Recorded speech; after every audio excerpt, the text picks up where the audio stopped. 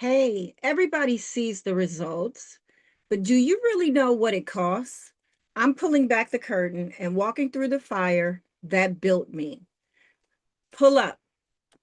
I've invited my friends, family. I am back, y'all. Part two of flipping the mic and interviewing myself on my own show. I am so happy that you all are here. Pull up a seat. It's about to get real.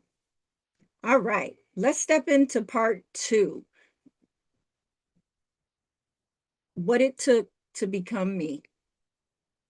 Y'all know me as a disruptor coach out in these streets. And for my Hello Seven coach sisters that are in the building, you all saw a lot of it play out right in real time. And so let's jump into that first question. What's one truth you had to face in order to heal? And one truth that I had to face in order to heal, if I had to think about that now, because so much healing has taken place. Let me start that with I don't believe that anyone ever fully heals, that we're always healing from something. So you may get over or accept and build capacity for one situation or circumstance that you've been dealing with or been through. However, there's always something. And let's just think about this. We're gonna take our time, y'all, because ain't no rush. What's one truth I had to face in order to heal? I would say the biggest truth that I had to face in order to heal, when I think about all of it in the grand scheme of things, is part of my own grief and pain and trauma and circumstances was in my lack of acceptance. In my lack of acceptance. And what do I mean by that? And this may sound familiar, especially to my girl, Miss I Got Time for Everything Except Myself. And if you all here with me, send me some love, drop your questions and all that. I appreciate it. Um, Acceptance. There was a lot that I wasn't accepting. I wasn't accepting about myself. I wasn't accepting about others. And I will give you a resource that really helped me with that. It's called Loving What Is by Byron Katie. And Byron Katie is a woman, and it changed my life. I'm a audio listener. I learned through listening and hearing and being in the same room of a conversation. And as I listened to her audio, it just broke so many things open for me, a lot of real life stories. And some of it is the reality is right in front of your face and was right in front of my face. And I wanted it to be something else. For example, I I got into a marriage that I already knew we probably shouldn't be getting married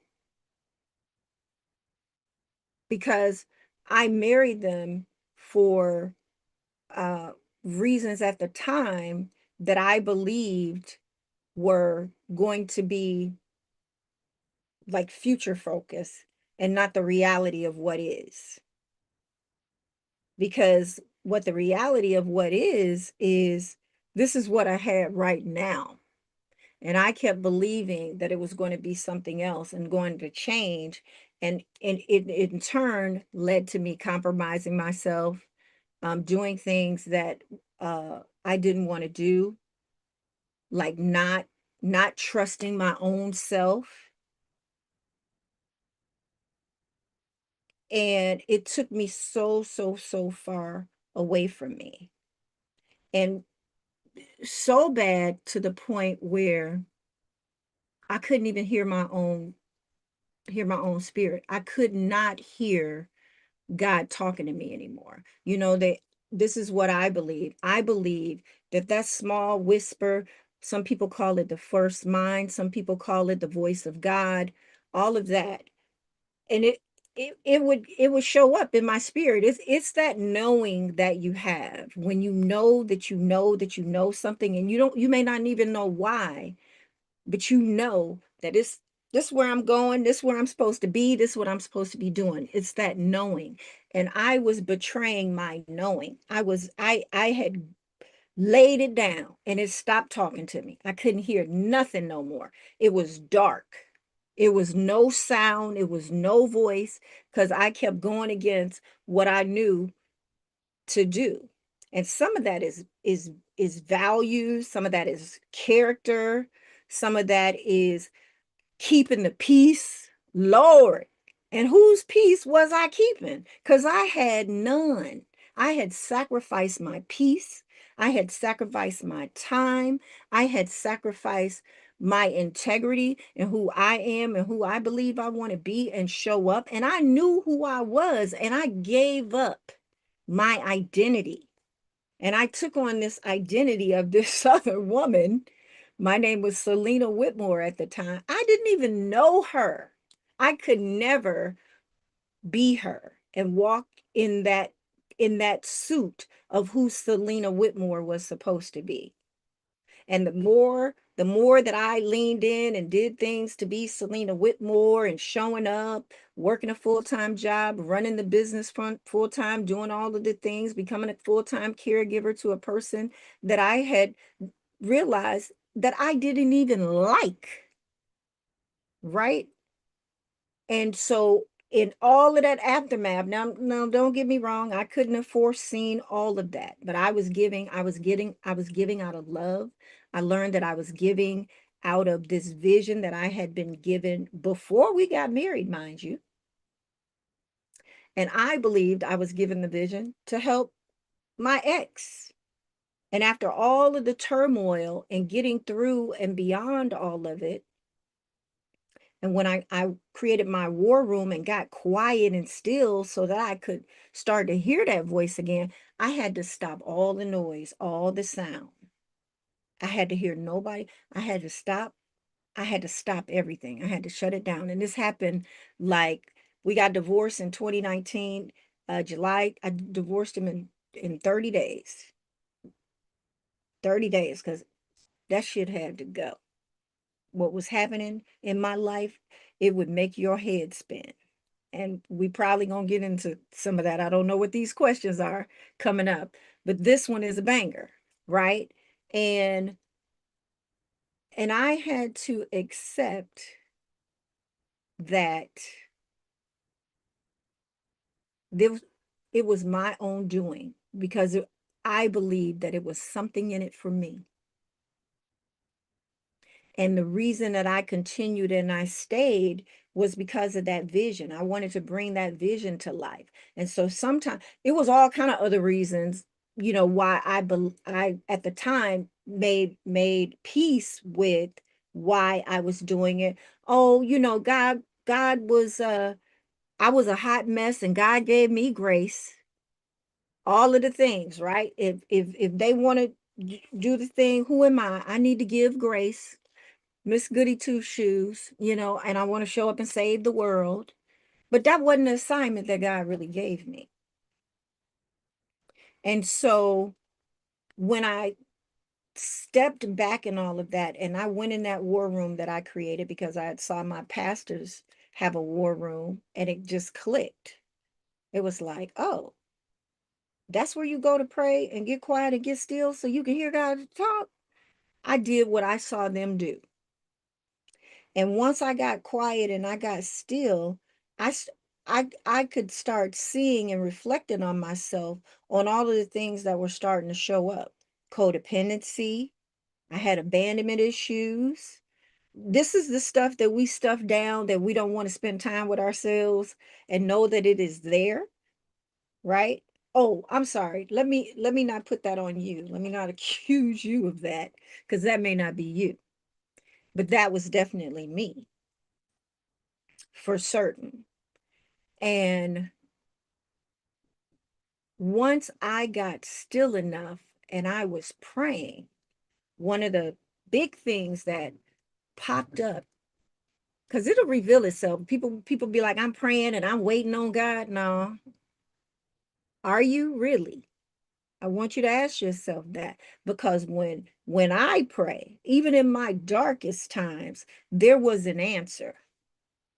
It's whether or not I was willing to accept that answer. A lot of this is about acceptance. It's about your belief and what you believe. And if you sit quiet and still enough and listen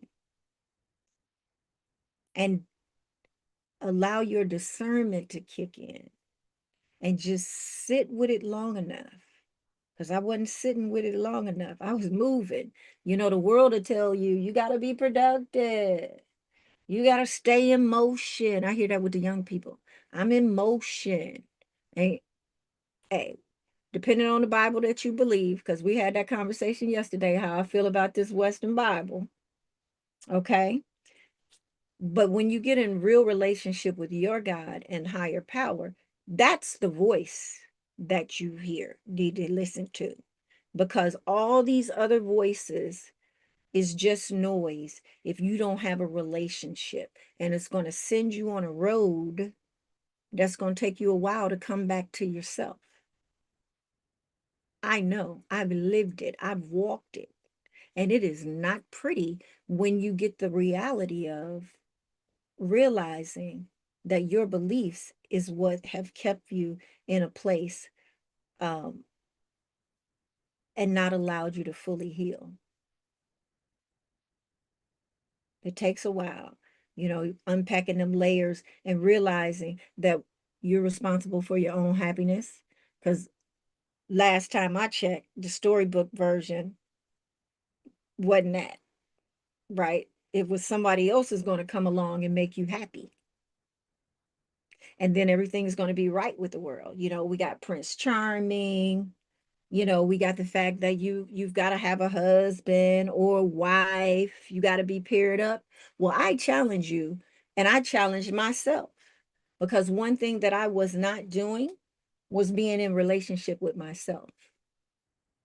I was showing up and being in all the places and spaces, um, of where I thought I was supposed to be and where I was told I was supposed to be and how I was supposed to act, how we're acting child as a child, be seen and not heard, you know, go to church on Sunday every Sunday, or I couldn't do this or I couldn't do that. And I wanted nothing to do with church, because all I saw in being there was they acted one way on Sunday and there was somebody whole totally different the rest of the week. So I was not computing.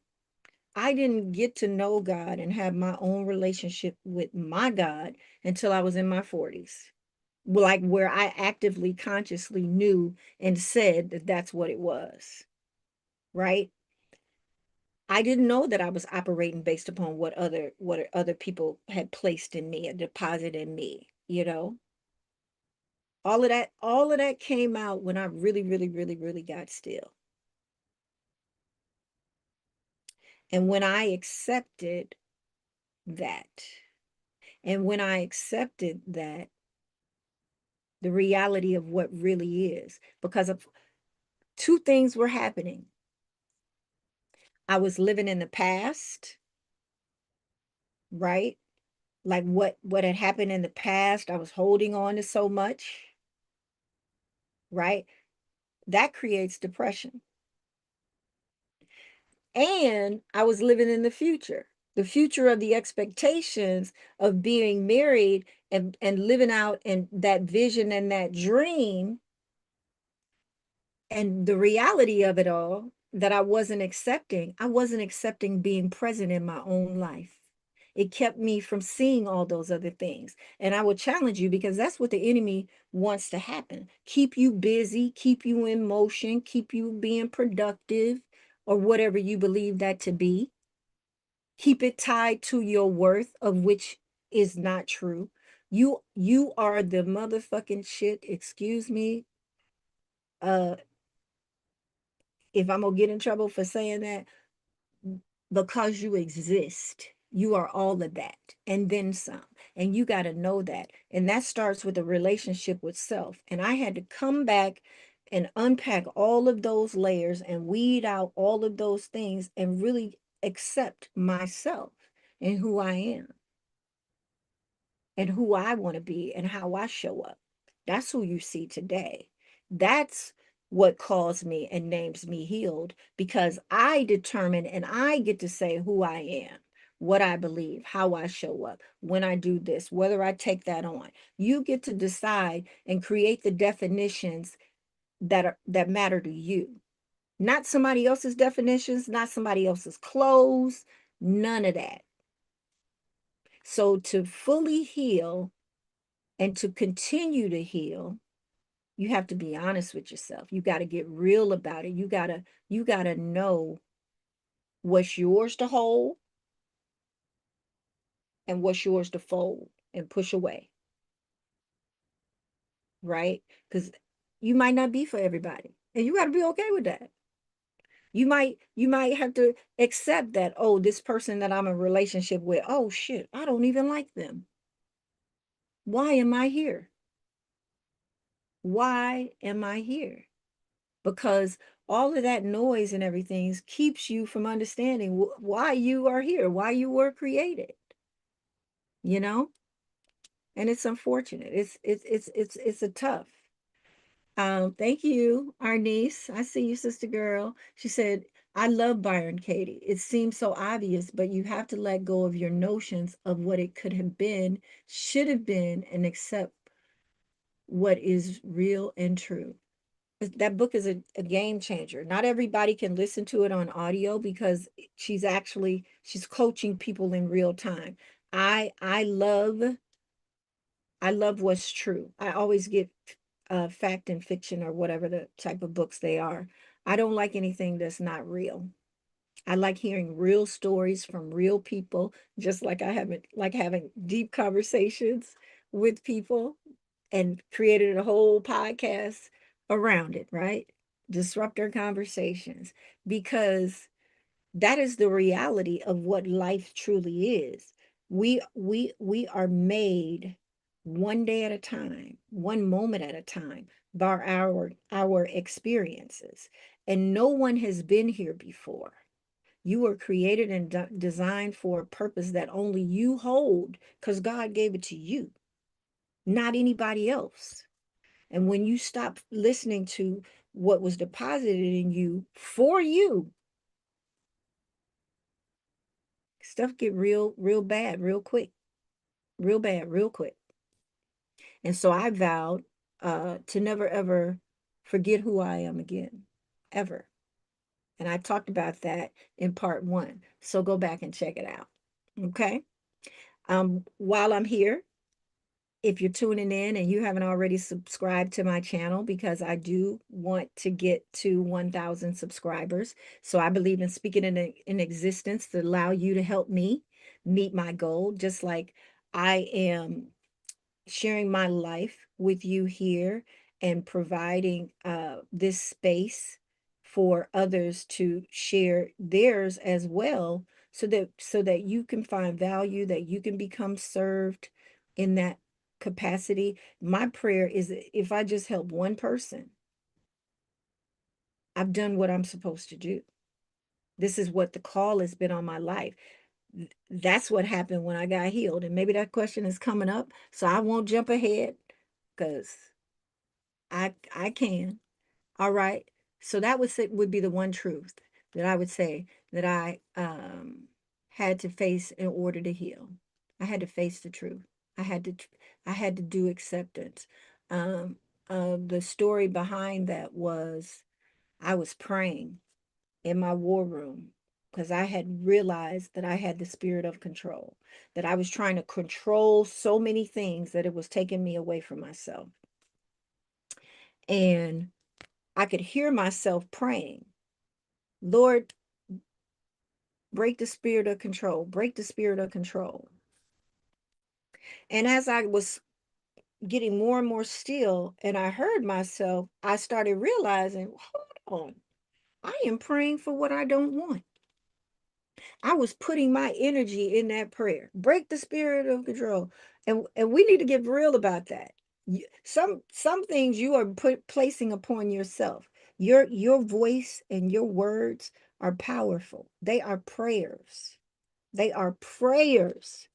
So if you praying all the time that I'm fearful and I'm afraid and I'm anxiety, because that's the future. It ain't been yours has been written, but the only person that knows it is your higher power, your creator, whoever you believe that is, right? Your role is to, if you woke up and have breath, I call it making the wake up list, is to do what's been purposed in your own heart and follow that path because only you know which path it is. And when you believe that you don't know, you create that in you. Because now you're looking at other voices and outside and what they're doing because you ain't never seen it before. So you don't know how to do it. Well, baby, because it's only you 101. You're the blueprint. You creating it. Walk it out.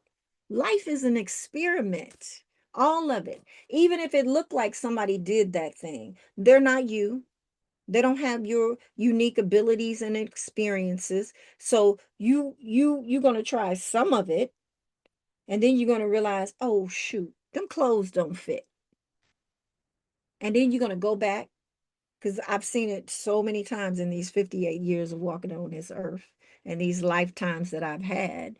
You will come to know that I need to do it the way that I need to do it. You need to show up who as yourself so who you're supposed to be, God can bless you because God can't bless you if you somebody else and not who God created you to be. And that's nobody's fault because the world culturally has us wanting to belong, right? And to belong, we believe that we've got to be and act a certain way. However, when you walk in your divine purpose and energy of who you are, the people who are meant to be there, they're coming. We got it twisted. We think we got to show up and do something to get it when we just got to be ourselves. And it just comes on in the room. You look up and you be like, "Oh my God."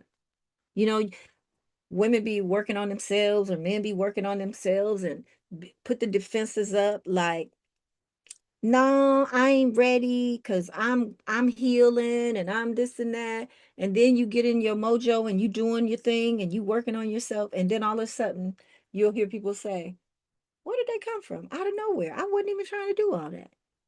Because you ain't really the one in control. You just supposed to do what God told you to do. One step at a time. It all happens one step, one action, one moment, one thought at a time. Not all of these things and rule bricks and maps and all of the things that we trying to go get.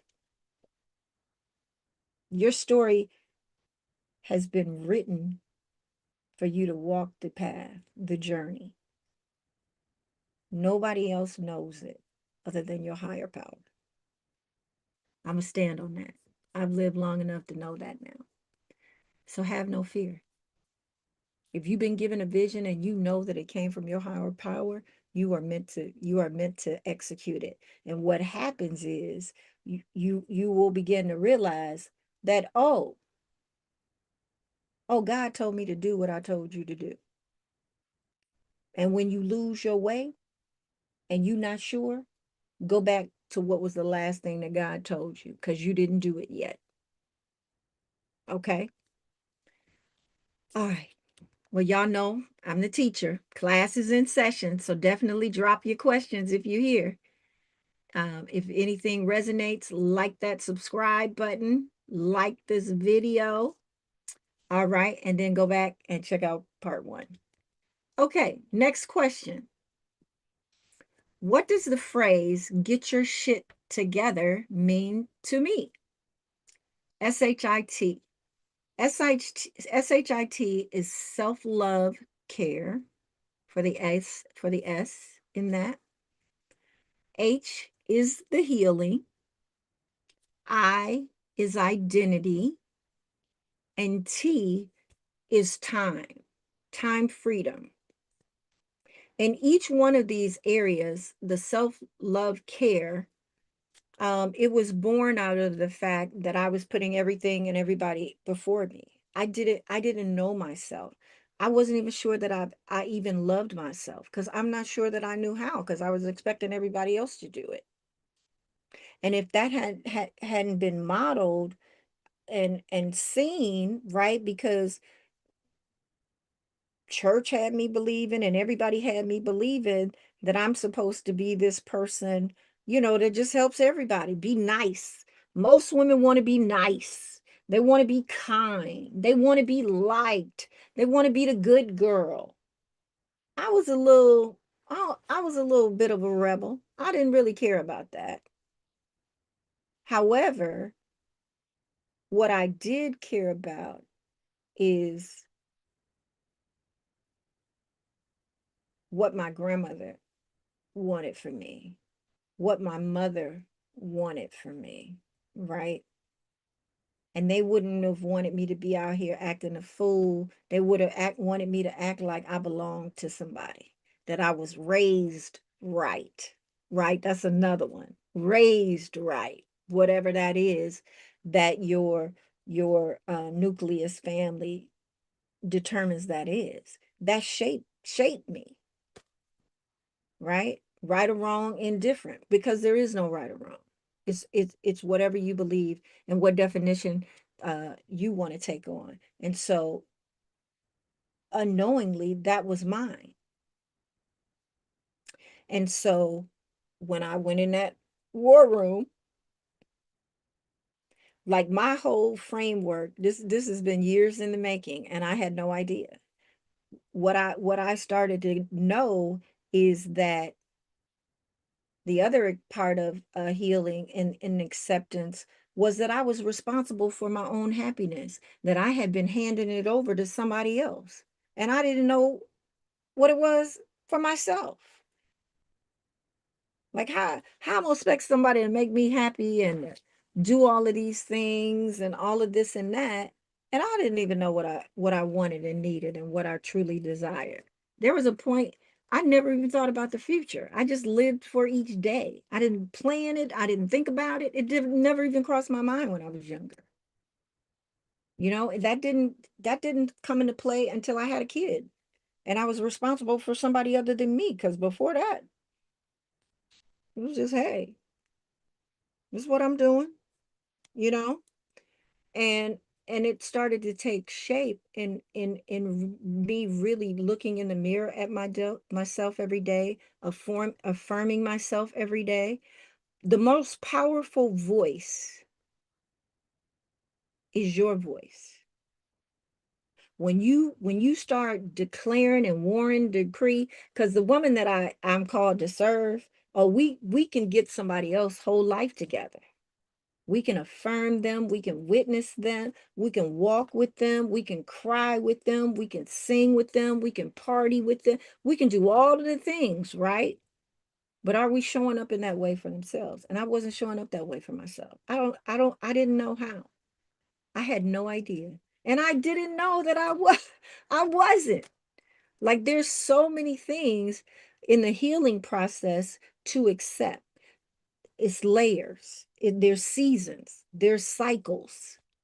And it's okay to put it down. It's okay to accept that you didn't know, because when you don't, and when I wasn't, what I started realizing is that I had a lot of guilt, I had a lot of shame, you know, codependency, abandonment, those were, and grief. Oh, grief. I carried grief around for more than 30 years. craziness, right? And and so the self-love, inner, what I believe about me, my confidence, my self-esteem, esteem myself, right? And then the care, self-care. That's the part of doing what I need to get my needs met. I believe you need both. And so when you put them together, you get self-love care. You have to have both. For me, that looks like, okay, am I making my medical appointments? I keep all of my medical appointments because overgiving and overdoing and under resting and being a bank for folks, being the emotional therapist and doctor and all of the things, you can't focus on your own health. I wasn't focusing on my own health. And I'm just going like I'm some kind of machine. No, rest is required. That's where the magic happens, in the rest, right? Where you can be still. My God has me in a season. It's been about 3 years now where I'm the only voice that I'm listening to is that voice, is her voice. I know some people say him, his, I say her voice. My spirit is a woman. My God, I believe, is feminine. Okay, let me just put that out there. I said it yesterday. I'm still standing on it today. Because you get to decide. Nobody knows. Nobody's been here before and came back and said, "Oh, I've been out there and I know what it is," right? Healing.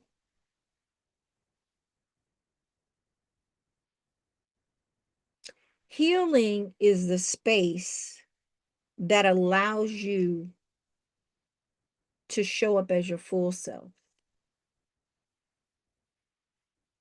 right? We do this pushing through, faith it till you make it, all of this and all of that. But what is required for you to be you? Because if you're still half, feeling like it's going to catch up and all of those things, you're not giving yourself what you need. That's why the self-love care comes in. They all go together. They marry, right? You're gonna push through. You push it through for everybody else, push through for you, right? Healing allows you to meet your needs. Healing allows you to keep your peace. Healing allows you to use your power and your voice. Because some people get quiet and small and disappear, just totally disappear. Like their identity is gone. They don't know who they are. That was me. That's what happened to me. And I still was using my voice, or so I thought, right? Um, so healing is around figuring out what you need. Sometimes it's getting away um, from the people that you're around, because that's what's keeping you small and making you believe that you can't show up in your fullness, right? So who are you when you're not doing all those things? Do you know? You may want to do some check-in with yourself. What is there that is not allowing you to show up the way that you want to show up? Look, what's been purpose in your heart? Because I went through that too. Like I love and like people, and I thought it was something wrong with me because of that. Absolutely. Oftentimes, God will force you to rest. Stillness will enable you to heal physically, mentally, spiritually, financially, all of that. Because you can't when it's crowded in there, things look foggy. Ain't no clarity in chaos and confusion. When you need to heal and things get heavy for you, the first thing that I want you to do, I want you to always start from the beginning in this. When things look crazy and it look like you can't find your way out of it, I want you to start with where you lay your head, your bedroom, your sanctuary, where you rest. And I want you to get anything out of that space that is cluttered, that does not belong there, that is not conducive to rest, right? You got stuff sitting over here on the chair. Because let me tell you something, dirty clothes hold energy or whatever was going on at the time. That's why you got to clean your clothes and you got to clean yourself and clean your space if you can't do anything else. And if you can't clean your entire space, clean your bed and make your bed every single day. When you get out of it, make it up. I mean, make it up. If you got pillows, put the pillows on it. If you ain't got no pillows, just make it up. Pull the sheet up, pull your little cover up, all of that. It will change your life because you will accomplish one task every day if you don't do anything else. It'll get you in the rhythm of a practice of taking care of yourself so that you can have good rest in a space that is not cluttered, where there is not confusion. The one place that you can go. There are times when I don't even come out of my room for days because there's peace in there. Everything that I need is in there, except for well, I even got a refrigerator in there. The stove ain't in there. If I need to cook something, if I need to prepare a meal and go to the bathroom, I can be in my one room for days because it's in there for me. And if you share that space with someone, then y'all got to probably come to some agreements that this is a neutral zone. This is a safe space. And I will share with you, if there is a TV in there, you better get that enemy out of there. Get that enemy out of there. Make another space for a TV because TVs are not conducive to rest. That's programming, and you just got it on and you just getting letting anybody talk to you and say something. You got to think about what's going into your ear gates, your eye gates, right? Your mind. Come on now. We don't know till we know, but I'm here to tell you because class is in session. I learned that. And that spoke to me more than my baby 33 now. He was 9. I took all the TVs out of the bedrooms. Like, no, this is for rest. I don't even own a TV anymore. It's somewhere in storage, you know? And so we start getting cognizant and get serious about you. Like, take no prisoners when it comes to you. Fight somebody about you, right? You fight for everybody else. I do too. But you better believe now I fight for me because I'm worth it. And so are you. You do not want to lose yourself. You are the most valuable thing that you have. And you will learn that you are valuable to others too, because you've enabled them. You stepped in like you were their God, that they needed you to do the things that they need to do. Because some of them probably treat you like you their lifeline, like like you know everything. I need this, so I'm gonna call her or I'm gonna call him, right? But you have the power to say no. That's the most powerful word in the English language to me. No helps you get your needs met. I, my goal was to only give you one assignment out of this episode, but there may be more as this goes on, right? Uh, the first assignment was, if you accept it, is to make your bed up every single day. Because when you complete one tasks that you can check off, it's gonna lead to momentum of completing other tasks. Then you might move to keeping the bathroom clean. Then you might move to keeping the kitchen clean or the living room or whatever other spaces that you're in that is holding a lot of clutter. Most people have space that has so many things in it, you can't even move. I I grew up, my mother held on to a lot of things, and I don't want nothing. If it's something I bought and it's been here 2 weeks, on the 13th day, it's got to go. And I didn't use it, I didn't open it up or anything. It's out of here. It is out of here. You'll get to a practice because all of that stuff is just heaviness and weighty. And then you buying bigger houses to hold just stuff in rooms that you don't even go in, a closet you don't go in that you don't even know what's in there. I was there. I had stuff in one closet one time. I just took all this stuff and just put it out. Put it out on the curb. I didn't even look at it. It didn't even matter. I hadn't looked in it in 2 years. So I wasn't going to waste my more energy trying to go through it and say I'm going to hold on to this and hold on to that. I didn't need it. Whatever it was, I didn't need it. That's why I can't find my wool coat today. Because it probably was in that bin. Wool coat that I just absolutely love. Got it at Winkleman's. I don't know if y'all remember that store. It fit me like a glove. And yeah, I just got rid of it, and I really didn't need it. I wasn't wearing it. I remembered that I had it a while back when I was looking for it. But hey, then the identity. Who are you, darling? Do you know? And if you feel like you don't know yourself, how you gonna come back to yourself, right? And that's what I had to do. I had to unpack that. Who am I? Who do I want to be? How do I want to show up? What do I believe? What do I like? What don't I like?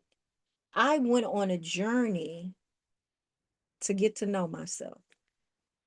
We spend time getting to know everybody else, their life. We probably know everything about all kind of people, especially people that we want to be in relationship with, people that we like or people that we love.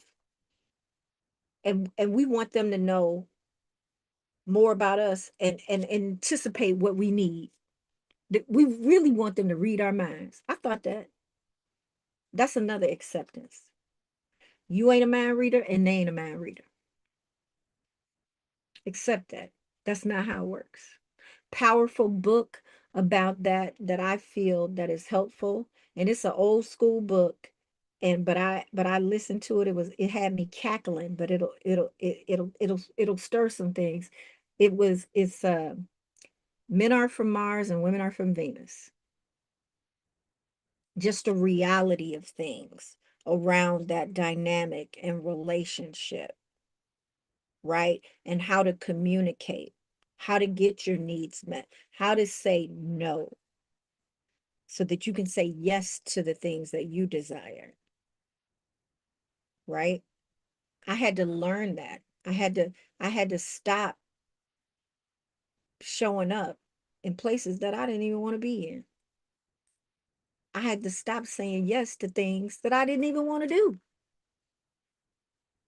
because my identity was tied to all of that stuff. I felt like I needed to be there so that I could get what I wanted. I wanted people to do for me, so I was doing what I wanted for them. That's not how it works.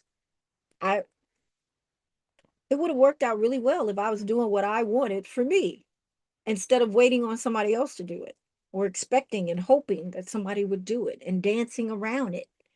You know, I went on a vegan health journey in 2015.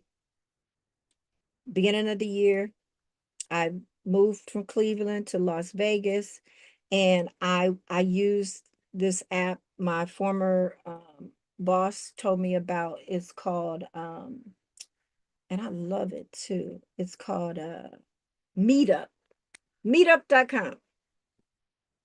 And there was this group for women over 40. It was called Circle of Sisters or Sister Circle or something like that. And I went to the first meeting they were having, and it was like their annual meeting, and they were talking about all the things. And one of my first friends that I made, she was having this health workshop, and it was a real workshop, y'all, like class. Like we had to go to class every Saturday morning, and we learned about every function of the body and how God truly designed it and it was intended to work. And that was a game changer for me because I had been eating processed food for 47 years and it was not doing me any justice. And I wasn't honoring my own body and my temples. Like we hear all these biblical terms and parables and things, but do we really know what they mean at their core to us, to you? You get to define and make the definitions of what is right for you. Not because everybody else is doing it and the world says and all of that. That's the problem. Your identity is tied to something that is not yours, that God didn't give you. That's why stuff don't work. And if you keep going down that path long enough, God be like, okay, girl, all right, I done tried. I done put these roadblocks, but you just determined you going that way. Why are you choosing to listen to that and not listen to me? And I'm right here in your heart. In your heart, right? And so all of the noise and all of the confusion and all of the things need to stop and date yourself. And I mean, really date yourself and fall in love with yourself. There is no greater love than that. You know how if you've had a baby, you birthed a baby or been given the gift of the relationship of raising someone up to become them best selves and a version of themselves and all that thing that love can feel unconditional or whatever it is. Sometimes it's a non-human, right? And how much, like, you would give your life, right? You deserve that too. You get to give that to yourself, that feeling.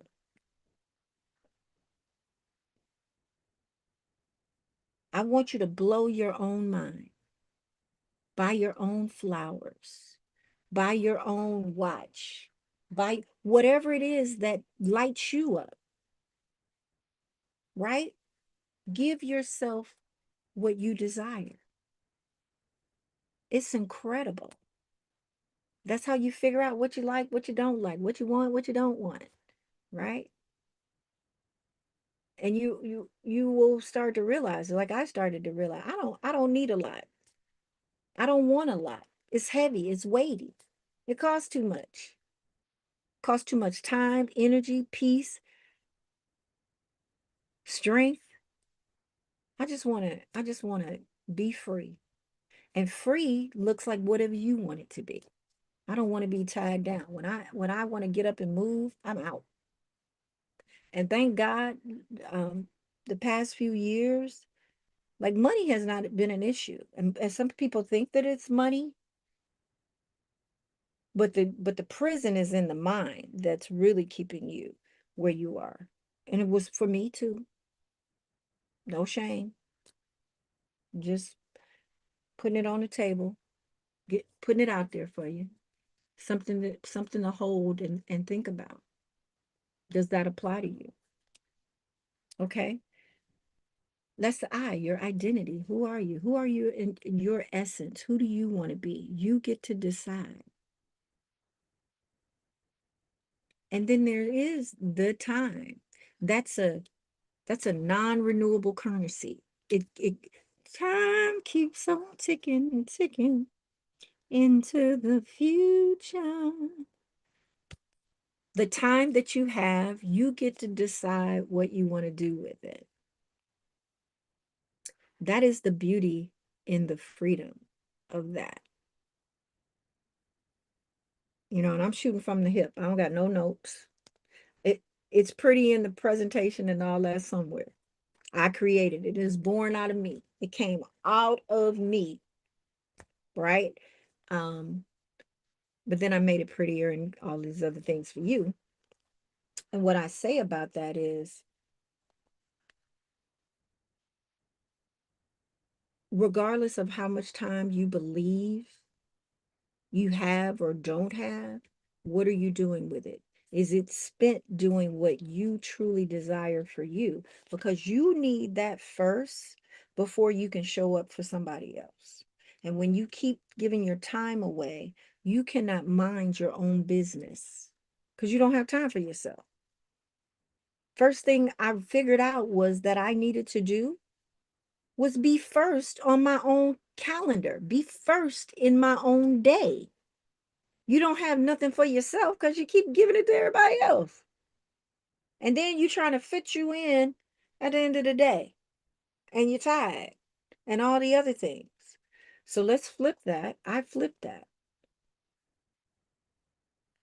I started getting up early before the sunrise so that I could, when the world was still, and I could just have that time for me. I didn't want to share with the world. I didn't want to share with other people that was in the house. I didn't even want to share. And I was in the house by myself. I wanted that time to just be. I wanted to experience that and know what that feels like. Because when it's there, like journaling, I take my bath, I get my scents going. I have a morning scent, an evening scent that I go to bed with. I travel with my scents. Like create the space and the feeling that you desire, right? You'll know when you get your sweet spot because you're curating it. What kind of lighting do you want in it? Do you like I buy fake flowers like silks. One thing, I have terrible allergies and I'm allergic, but I like colorful things. And so I have them all over in every room that I'm in. Bright flowers and they're different ones. I like calla lilies, whatever, right? So that I create that space, what I want in my space. And it don't matter if it match or they go together, because I got a lot of stuff that don't, right? But it's filled with things that bring me joy and that I desire. Um, it don't gotta have no aesthetic, that people, it's mine. You don't like it? Go to your space, right? Um, and then that time is so important because we don't know how much time we have. Tomorrow is not promised. Shoot, today ain't promised. You go to sleep and not wake up. I was talking to my husband. We had been married for 7 months. 23 I was. It was 8 days before my 24th birthday and his 26th birthday. My birthday is February 20th. His is March 5th. He died on February 12th. We were having a conversation. I was in my kitchen. He was downstairs in our family room in the basement. He had been taking a nap. He woke up. We started talking back and forth. Maybe 2 minutes went by, if it was that long. I don't even know. It was not long before, like, with no conversation. And I went to where he was laying on the bed. It was one of those sofa beds. You pull it out. He had took it out to take a nap. And when I walked in the room, he was facing the wall, and I'm talking, and he's not saying anything, and we were just talking. And I called his name. I got quiet because he wasn't moving, and I looked over in his face, and his eyes were bloodshot red, and he was foaming at the mouth. I was so scared. And I cried out his name and I threw the cover off of him so I could see if he was breathing. And I couldn't tell. And I just hollered and screamed. I called his parents. I didn't even call 911. I didn't even know what to do. I called for his mama and his daddy, and they told me to call 911. I needed to be told what to do. That's how scared I was. That happened in moments. Moments. It scarred me for over 30 years. I carried the weight and the grief and the guilt that I had not been the wife that he deserved. And I was carrying that around for so long, I didn't even know it. And that was part of the abandonment, because before that, weeks before that, months before that, we were talking about having a baby. And I said that I could not do it by myself. I don't know what I'm doing. I don't believe I would be a good mother. I didn't want kids. He was so good to me, it changed my mind. I wanted to give that to him because I felt like he deserved it. He'd make a great dad. He was an amazing husband to me. I could do no wrong. Talk about unconditional loving in the flesh. I experienced that. Thank God. God had that design for me. And God knew that he would only walk on this earth for 25 years. And the last words that I remember that he said to me when we were having that conversation about deciding to get pregnant was, I will never leave you. And in the flesh, he left me. He died. I thought he had an asthma attack and he would be fine because he had very bad asthma. I ran out of the house screaming and hollering at the top of my lungs because I was so scared. And nobody came. Then finally the ambulance comes. When the ambulance came, his parents came. This is what I recall. They all showed up. They got him out of the house. They got him in the ambulance. His parents got me in the car. We flying behind the ambulance to get to the hospital. And I remember my father-in-law said that I was floating out the car. Like I didn't even like let the car stop because I was trying to get to him. And we sat in that waiting room, my mother-in-law and I. And then all of a sudden, I don't even know how long we had been sitting there. He came out and he said, Ernest passed. What? I didn't understand the words that came out of his mouth. My mother-in-law, she cried for like 30 seconds. And it was like her God spoke to her and said, I got it. Because she never cried again. Me and my father-in-law, we were a toe up from the floor up. I could not, I could not breathe. I could not do anything without crying. I never saw my life without him. Now I got all of this love that I had agreed that I was going to show up and love him the way that he deserved to be loved, and I can't. And he can't love me the way he loved me no more in the flesh. Really? Really? What happens with that? Where does that go? Where does that go? Well, it don't just disappear. There begins to be a level of acceptance that starts to happen for you to heal. In all things, acceptance has to take place. There has to be an awareness and an acceptance in all things.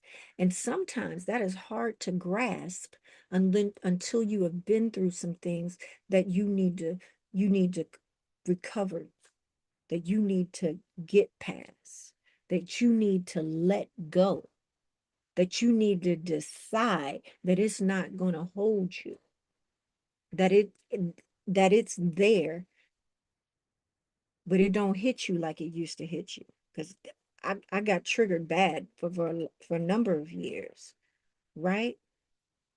I still love him. And there was a part of me in the beginning that felt like I didn't deserve him because I was something else. And he changed my life. He changed my mind. He changed my heart. He allowed me to be me. He never wanted me to be anything other than I wanted to be. He never wanted me to be anywhere I didn't want to be. Anything. He didn't put anything, any constraints on me. Like none. None. Probably, I don't even know, probably knew I was a hot mess. I did all kinds of things, that didn't honor him, but he never knew. And if he knew, it didn't matter. He loved me anyway. Because I was for real, for real. Y'all see the grown up me, but the uncultured, untamed, the world hadn't gotten a hold of me yet. I was somebody, like for real, for real. And he wanted me anyway. And he wore me down because I wasn't trying to be married either. He broke all of them things, you know, and I don't regret it. Not one bit of it, because it changed my life. It made room, it made space for me to become Richard's mother. And but I didn't know how much I was carrying, because when that happened, then I got pregnant 6 months later by somebody. Then I'm faced to make a decision whether I want a baby or not have a baby, because I thought I was pregnant by my husband when he died. And turns out I wasn't. And then now the Lord then blessed me to have a baby, and it ain't mine. I mean, it's out of wedlock. It ain't my husband's. What? The choices in that moment. Now I done turned 24. Then I done had a baby at 25. Who am I? Like stuff is piling on, and I didn't even know it. Now I'm a warrior for this baby because I told God, because I wasn't gonna have it. I wasn't gonna have it at first. But God stepped in and was like, sent a message through my one of my best friends was in my wedding. And I went with her to get an abortion. So I called her to go with me. Once I had made up my mind to do, we ain't doing this. I can't do this. He told me he wasn't gonna leave me. He gone. And now who is this dude? I'm just this is just somebody I grew up with. We hanging out, we sleep together, and I get pregnant. What? The audacity.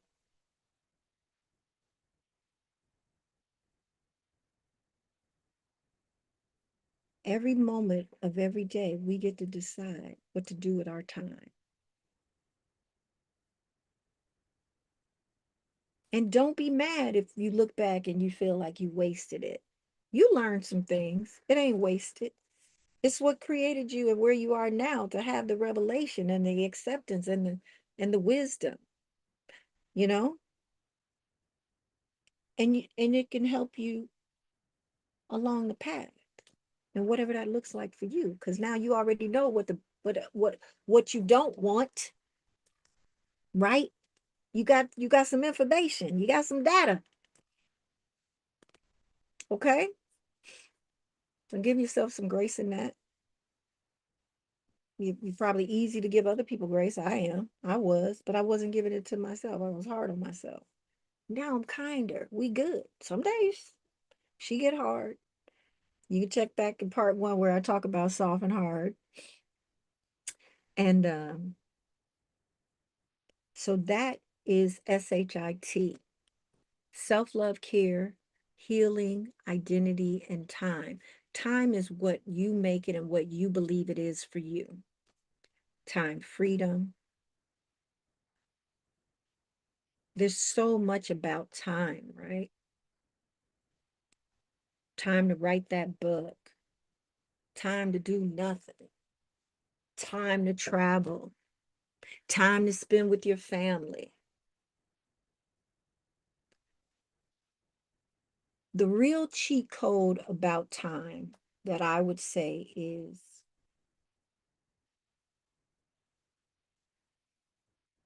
Time to not live a life of regrets. I wrote a book, 5 Effective Ways to Make a Decision.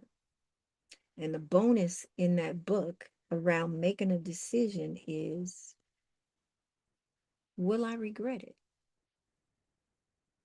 If that's like the tiebreaker on things for me.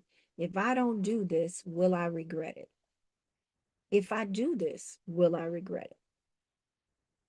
Right? Regret is a really nice teacher because most people, from what I've heard, and you probably heard this too, when they get closer to the end of their journey of life in the physical form, they're not focused on what they did do. It's what they didn't do.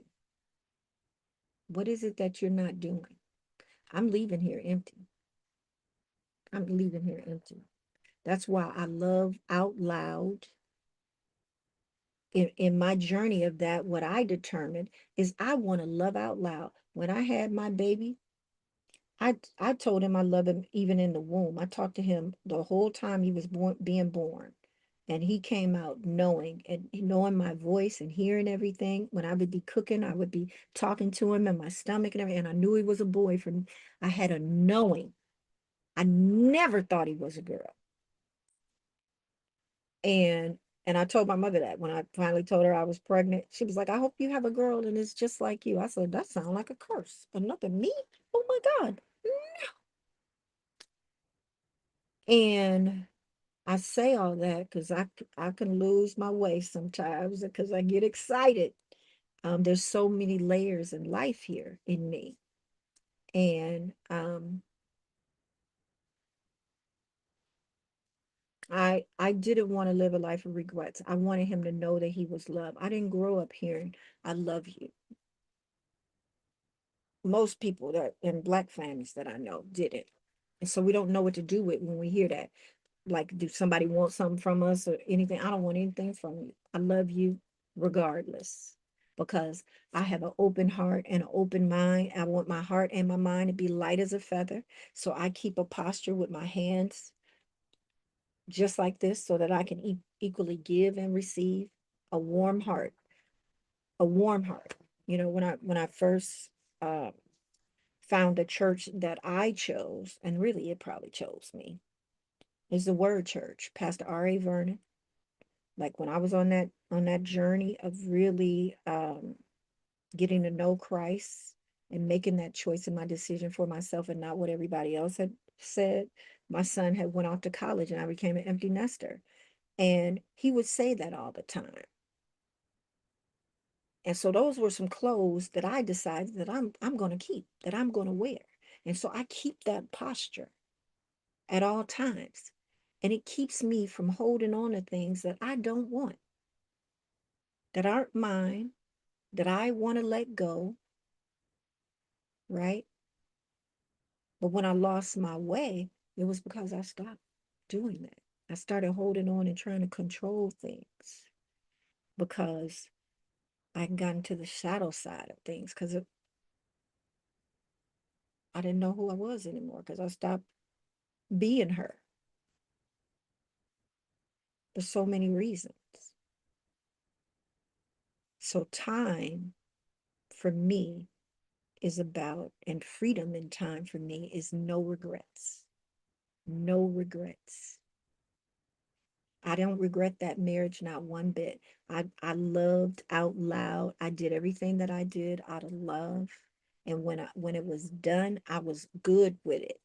I was good with it because even though maybe other people didn't, have good intentions or whatever, I made the choice that I made and I was okay with it. I'm not bitter about it. I'm not really about anybody. But if when I am, I say it. I'm clear about it. Let's have a conversation about it. And then I move on. I don't hold on to anything.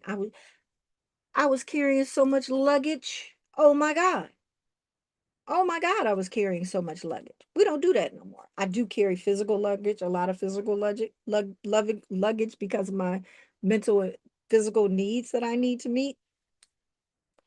I meet my own needs now. I'm self-sufficient. I don't go somewhere expecting somebody to meet my needs. I like plant-based foods and certain kind of foods and things. I get my own stuff. I don't go somewhere. I might take it with me because I don't expect somebody to to create certain things for me so that I meet my needs. The women that I serve, and I teach you how to fish. So no matter what's going on, what's going down, we ain't waiting on somebody else to meet our needs. You have permission to do that for yourself. You've been waiting long enough, baby. You've been waiting long enough. Okay. All right. Oh, wow. I'm only on question two. Dang. Let me know if that resonated. Let me know how you feel about that. I have an entire program around my Get Your Shit Together framework, the S.H.I.T. I'm hosting, I'm actually hosting a sacred reset. It's called the Get Your Shit Together Challenge. It's a sacred reset for you to lean into because maybe you don't know where to start. This is an opportunity for where you to start, where you get to start. And it can start with just a conversation, booking a power and presence preview call with me. And we'll talk about that after I get through these questions. All right. So, how did the disruptor coach get born? The disruptor coach got born out of being lost and not having anyone to show up for me the way that I was showing up for everybody else. I went in search of me, a me. I needed me, a me. And once I figured that out, like certain things just lined up. Money came in where I had the job that I had, it eliminated my position. I got a severance so I could afford to make an investment in myself.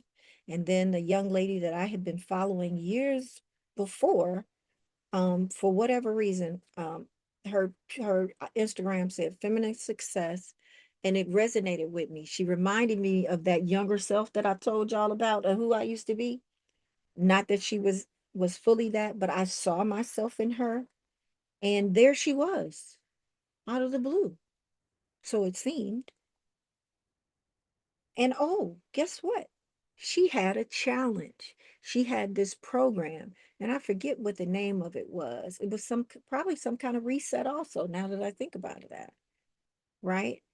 And I joined her challenge, and in that challenge, it had these four pillars: relationships, family, work, and no, relationships, home life, work life, and the other one will come to me. Um, One of these books is from my time. I got all my journals and books. Then this says my feminine success coaching journey because I joined her coaching certification as I was getting healed. Took on my first life coach. And I was like, wait, people get paid for this? Because this is the first time I'd even invested in myself. I didn't know what to do with myself. Like, oh my God. It was the best feeling, but it was also an uneasy feeling because I was moving in uncharted territory. I'd invested in so many other things and other people, money, time, energy, space, literally space, because I would take people into my house. They didn't have nowhere to go. Lord bless me with an extra room. Come on in. No kind. Sometimes there were all kinds of spirits that I was letting in. I got to the point where I wouldn't even put a welcome sign on my door anymore because I knew that I had invited all of these things in, right? And it just opened up so much for me because it made me. I had that aha. I was like, oh my God, I've been doing this for over 30 years for free. It's what I would do for free. And most people don't believe that what they would do for free, that they can make a living at it. But it's probably what you're supposed to be doing, your zone of genius. It's probably what you want to be doing. That's why you're doing it for free, right? I guarantee you, if you move in that direction, things will align when you're not in that direction. So this is all about me. The Audit for Ease, I think that was her program. The Audit for Ease was the program, right? Because things were heavy and I needed ease. I needed it to be like not weighty and all of that. But this is was about me building my program. So I don't fully have hers in here. But this is so cool to see these notes. This was back in 23. This is when I went back to finish my certification. I started it during the program and I hadn't fully healed when it was time for me to get my own clients. And so I had to wait because the last 6 months I needed to actually have a client and go through the process to make sure that what I learned it was getting certified and worked. It was holistic lifestyle. And so it took me 2 years, y'all. I think, was it 2 years to come back and get it? Because that was in 2020 when I started that program. And I wasn't ready. I wasn't ready. However, it was the catalyst to me investing over and over and over and over again. I probably have invested $100,000 in myself in being supported because I had not felt supported in my life other than my husband that died. I've been married 3 times. So I was married at 16 and divorced at 20. I got married again at 23. I don't think I had a birthday. And widowed at 23. And I identify as a widow. I shared that. And I got married again in 2015. I think I was 47, 48, and then divorced in 2019. And that's when everything in my life like sent me down this path. And DisruptHer was born. At the time, the work that I was doing was business continuity and disaster recovery. So I would help anyone really, but mostly organizations and the people working in those organizations prepare for the event of a disruption. I'm comfortable with disruption. I can make chaos, I can make clarity in chaos. And so just disrupt her, that's what was speaking to me. Like I was starting to realize that disruption needed to happen for me to be where I was, and that maintaining the status quo was what created it. Because I wanted to be liked. I wanted to be the nice girl. I wanted to be a good Christian. I had all of these things that were playing in my head that I did not know that were playing in my head. And the moment that I started being still and getting quieter and getting clear, more and more stuff was revealing itself to me. The coaching, my framework, all of it, all of it. And I was healing through it. And so I dipped my toe in, and I'd realize, oh, maybe not, because at first I think I was Coach Selina's or Coach Selina's Jewels, because I used to sell jewelry and my social media handle was that. And that was a different identity, but it wasn't the identity that I was supposed to move in. We believe that everything is supposed to be all figured out and all of this, and that's not how it works. It's one step, one thought, one moment, one download, one action. Things happen one at a time, not all together. And it has to unfold for you to get the medicine from it. There's medicine in those moments that happen and shake you up and stir you and turn you all around and sit you down or lay you down or lay you out, make you throw up because you can't believe it didn't happen. What just hit you? All of that, right? All of that. You still there here with me? Thank you for hanging in there. This is what I do. I go deep because it's warranted. It's required at times. And so Disruptor Coach was born because I needed to disrupt. I needed the disruption in my life. And the woman that I'm called to serve, so did she, because this stuff has been ingrained in her. It is her. She believes it is her identity. You believe it is your identity. And it may not be. Because my prayer and all of that, when I was going through all of that, in that marriage, I was like, God, I know this cannot be what you had in mind for me. Even in all of that, I knew that it was something was off. And I kept feeling like something was off, but I didn't know what, right? So Disruptor was born out of disruption, out of loss, out of grief, out of belief, out of acceptance, out of clarity,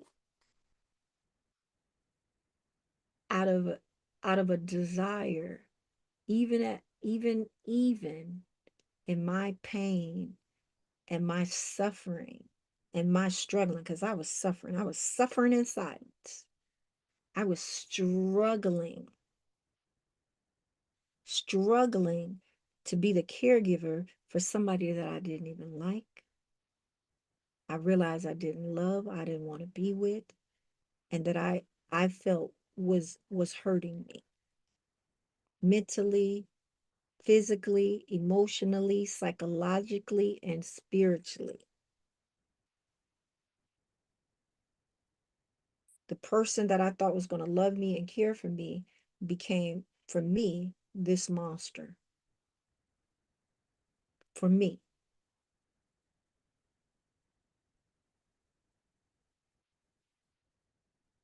Like, it just wasn't making sense. But God, but God.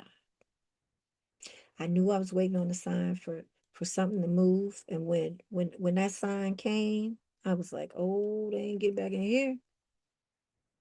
They ain't getting back in here. It moved all the stuff out, and that was it. I locked in. I needed that. I needed to do that in my own strength and power to take my power back. Because I laid it down. A lot of stuff they didn't even ask me for. I just was doing it because I got that vision to do it, and I was just doing it. A lot of things that you're doing, ain't nobody told you to do it. You just do it. You just volunteer. They don't ask. Then you just do it. It's okay. Ain't no shame. Doing it out of love, doing it out of having a desire to want to get your needs met, to belong. That sounds familiar.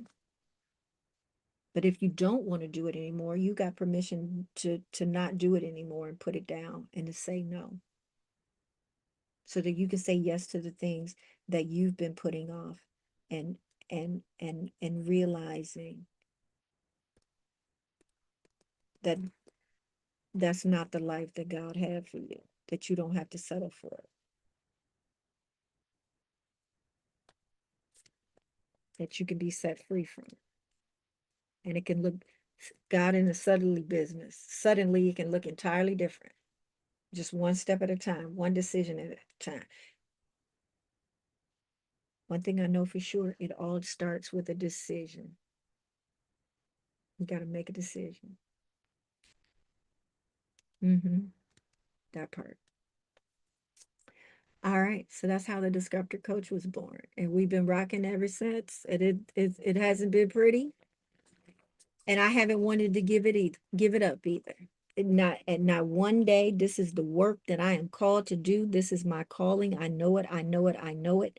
I'm it's in my soul. It's how I show up every day without even, I don't even have to try, right? It's the teacher in me. And I've also been given a vision that I'm called to bring to life, to birth. So we're going to do that too. Because that vision is what is what made me say yes to that marriage, because I thought I needed that person to bring it to life. And now to learn, even in that stillness, when I heard myself praying, maybe that's gonna come up. Let me see.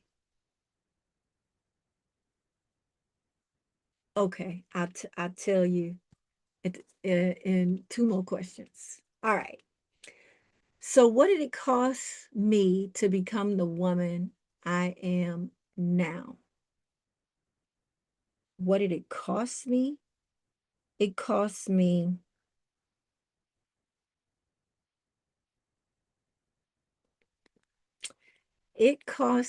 what did it cost me to become the woman I am now? It cost me, that's a good question.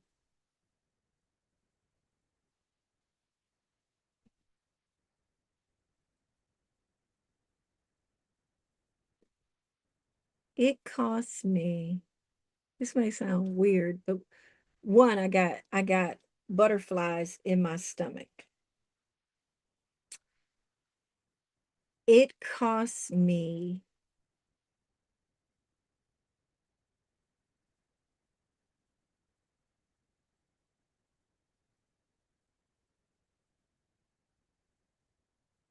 that's a good question. So I want to really, that's not a light question. It's a great question. And it costs me,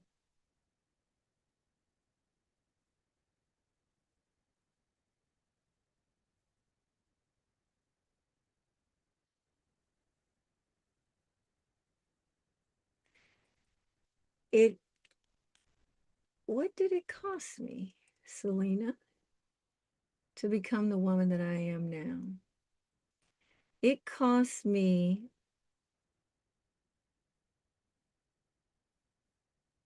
years of sacrifice, sacrificing for others.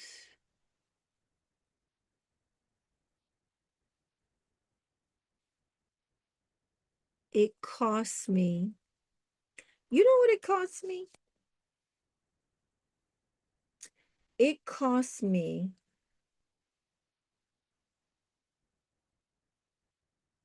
not being present in my own life. I was not living my own life. I was living everybody else's life. Oh, oh Lord, I got goosebumps all over me. It cost me my own life, the life that God gave me, the breath that God gave me. It cost me that.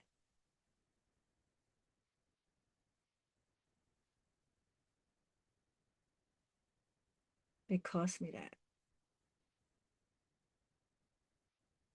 I had to I had to fight to get this life back. I had to fight to get my life because it didn't feel, I didn't have one. I didn't have one, right? Lifeline for everybody else, everything for everybody else. And I mean everything, right? You know, are you her? Is this resonating?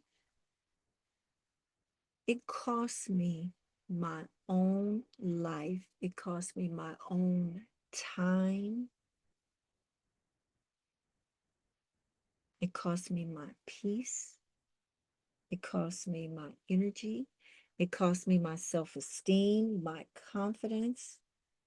It cost me money. Woo! I I I bought $1 million worth of real estate. $1 million.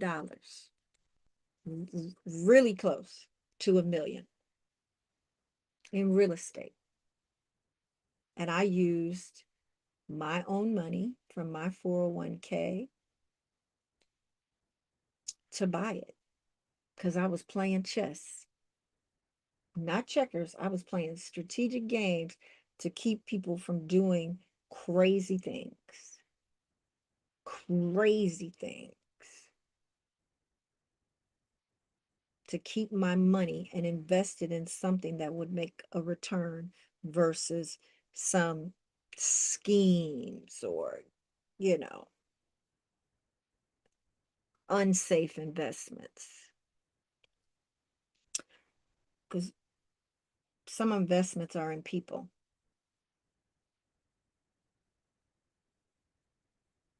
Some investments in people are great investments, and some are not. It costs me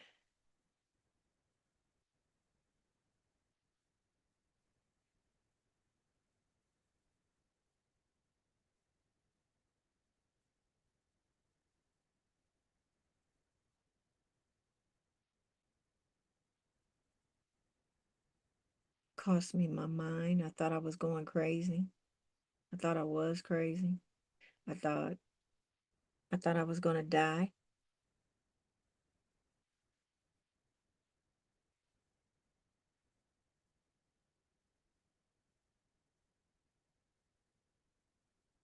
Yeah, it cost me alignment, freedom.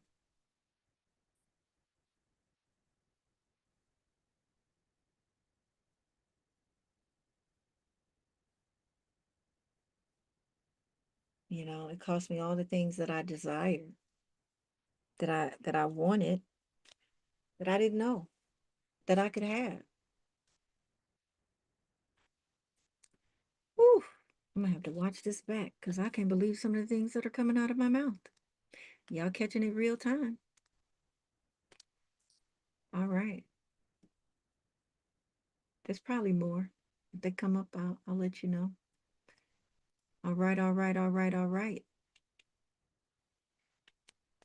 What does self-love care look like in my daily life?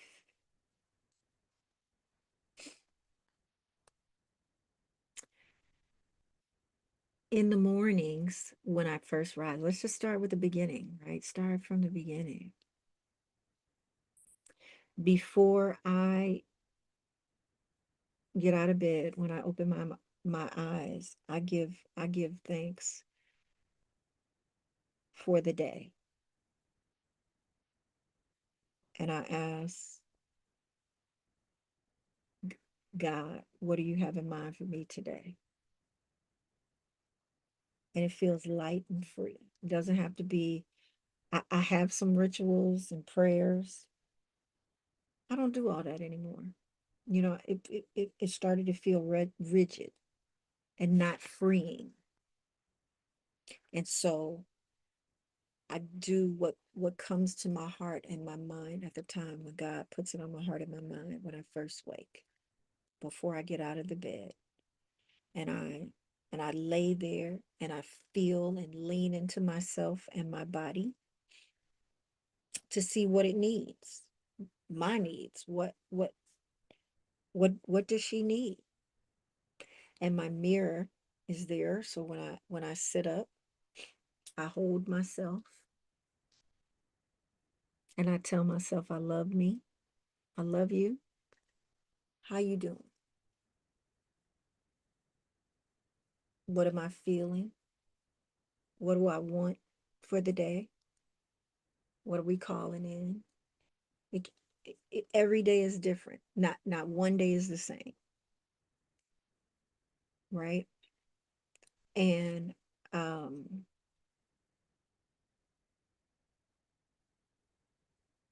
most of the day it starts exactly like that.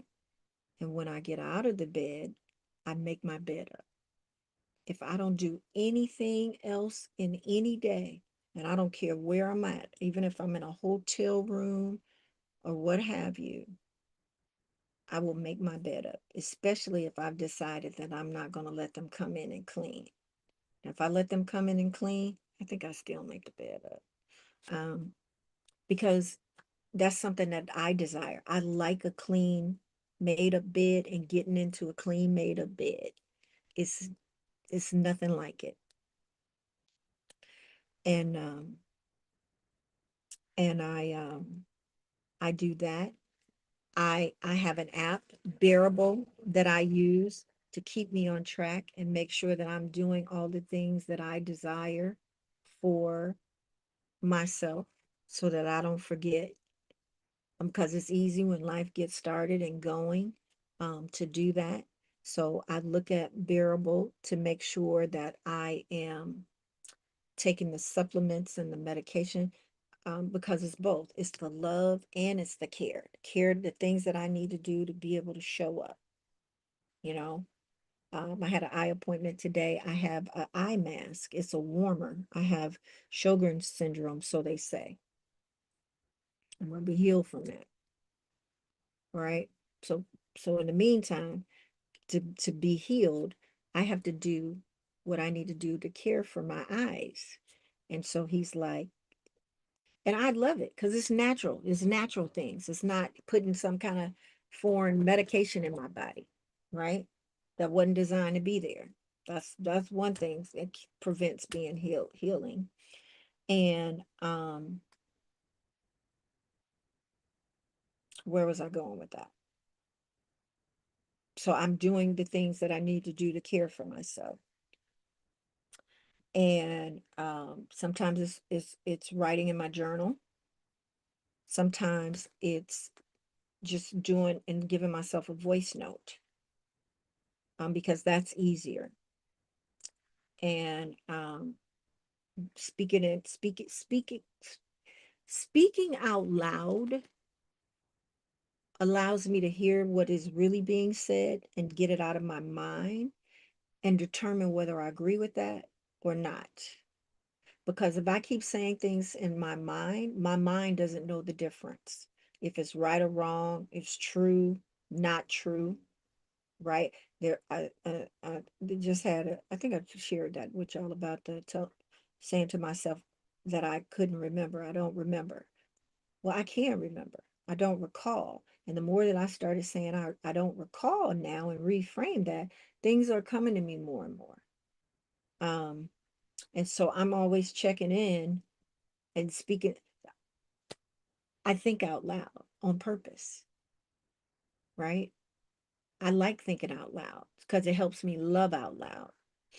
It helps me get things out because I ideate a lot. Lord gives me a lot of downloads about a lot of things, about people, situations, circumstances.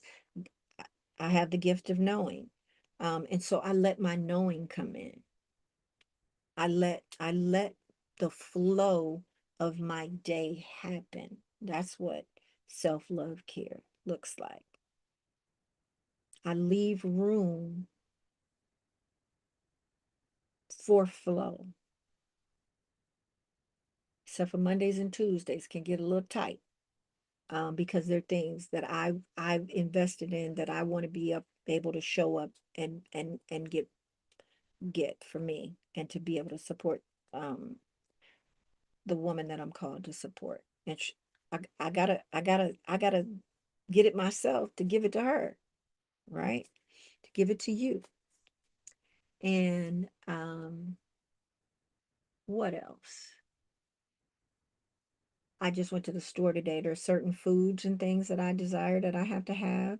So, making sure that that stays stocked at all times. I've been gone for like 25 days. So I just went to the store literally today, picked up my water. I only drink spring water. I don't play about that. I'm particular. So y'all always gonna see me with a water bottle or my own bottle, that has spring water in it. I don't just get anybody's water. Purified water is not for me.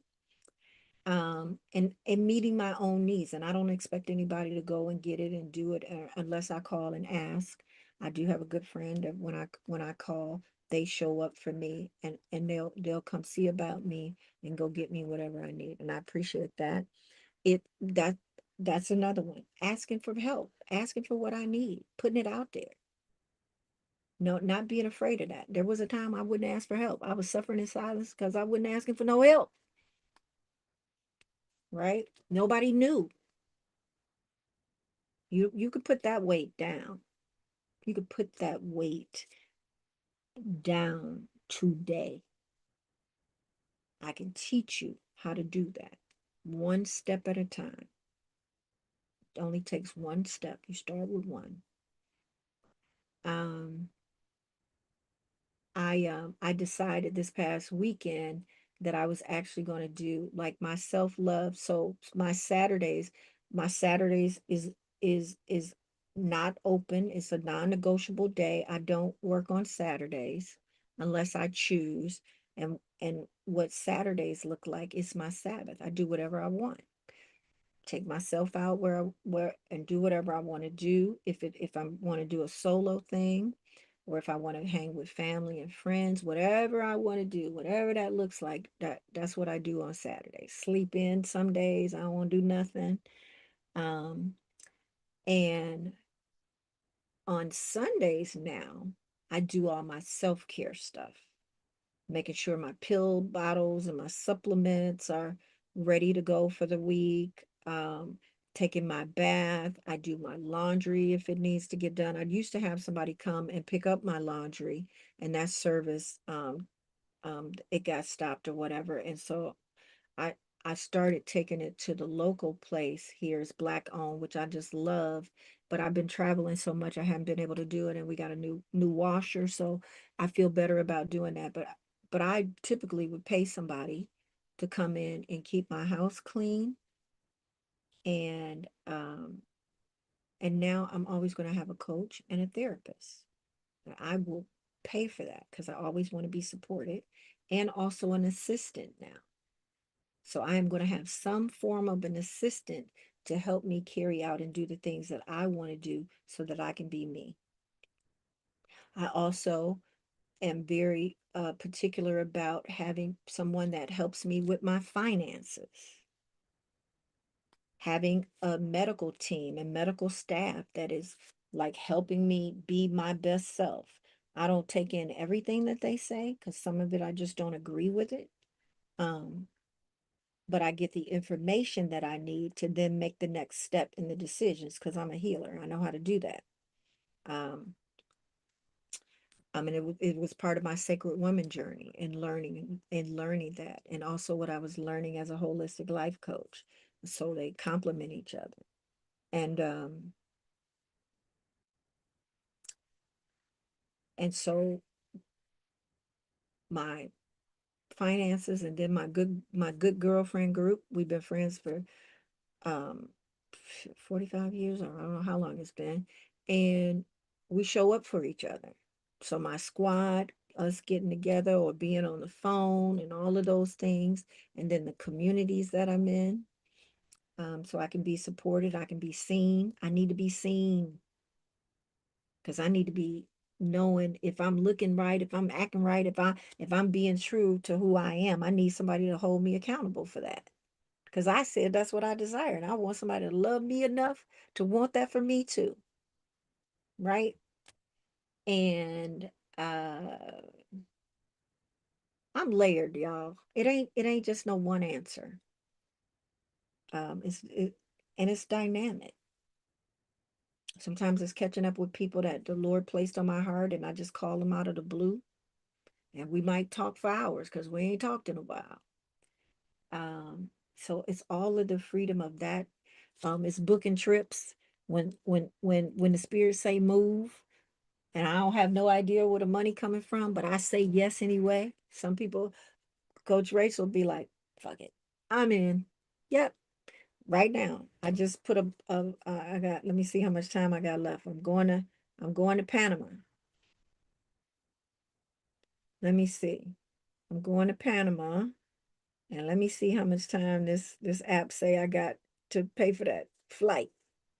And I'm piecing it together one at a time because I still get to go. I got 15 hours and 53 minutes, y'all, to pay for this Panama flight to lock that rate in. And it's a really good rate, so I'm doing it. And I just wanted to move some money around. And